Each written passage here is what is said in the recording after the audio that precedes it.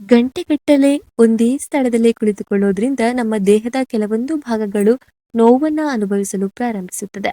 ವಿಜ್ಞಾನದ ಪ್ರಕಾರ ನಾವು ಸಾಮಾನ್ಯ ವೇಗದಲ್ಲಿ ನಡೆಯುವಾಗ ನಮ್ಮ ದೇಹದ ಪ್ರತಿ ಪೌಂಡ್ ತೂಕಕ್ಕೂ ಸೊಂಟದ ಮೇಲೆ ಸುಮಾರು 3 ಪಟ್ಟು ಒತ್ತಡ ಬೀಳುತ್ತದೆ. ಇದು ಓಡುವಾಗ ಸುಮಾರು 9 ಪಟ್ಟು ಹೆಚ್ಚಾಗುತ್ತದೆ. ಆದ್ರಿಂದಲೇ ಕೀಲುಗಳನ್ನ ಸಕ್ರಿಯವಾಗಿಡೋದು ಬಹಳ ಮುಖ್ಯ.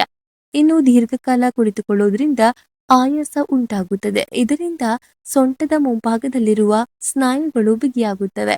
ಸ್ನಾಯುಗಳು ಪೂರ್ಣ ಪ್ರಮಾಣದ ಚಲನೆಯನ್ನ ಪಡೆಯುವುದಿಲ್ಲ. ಇದರಿಂದ ಒತ್ತಡವನ್ನು ಅನುಭವಿಸಬೇಕಾಗುತ್ತದೆ. ಇನ್ನು ನೀವು ಸಂಧಿವಾತ ಮತ್ತು ಸೊಂಟ ನೋವನ್ನ ಅನುಭವಿಸುತ್ತಿದ್ರೆ ಕಠಿಣ ವ್ಯಾಯಾಮದ ಬದಲಿಗೆ ಪ್ರತಿನಿತ್ಯ 15 ನಿಮಿಷಗಳ ಕಾಲ ನಡೆಯುವ ಅಭ್ಯಾಸವನ್ನ ಮಾಡಿಕೊಳ್ಳಿ. ಇದು ನಿಮ್ಮ ದೇಹಕ್ಕೆ ದುರಸ್ತಿ ಸಂಕೇತವಾಗಿ ಕಾರ್ಯನಿರ್ವಹಿಸುತ್ತದೆ.